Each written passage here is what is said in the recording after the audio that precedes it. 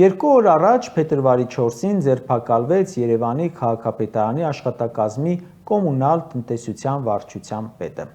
Դատարանը նրա նկատմամբ կիրառեց վարչական հսկողություն, գրավ և չբացակայելու արգելք։ Մեկ ամիս հետ գնանք։ Փետրվարի 6-ին ձերբակալվեց 7 անձ՝ Երևանի քաղաքապետարանի հասարակական կարգի պահպանության ղեկավարը, հողի վերահսկողության վարչության պետի տեղակալը և այլք։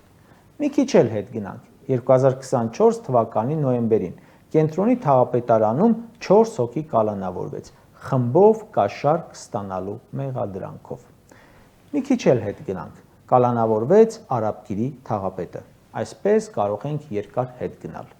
Մեկ համակարգից, երբ մի քանի ամսում 20 հոգի կալանավորվում է կոռուպցիայի մեղադրանքով ու կասկածով, սա հենց համակարգային կոռուպցիան է։ Ու այս բոլորը բացի նրանից, որ մեկ համակարգում են աշխատում, նաև նրանց կապում է մեկ այլ բան՝ քաղաքացիական պայմանագրի իշխանությունը։ Սա ՔՊ-ի կոռուպցիան է։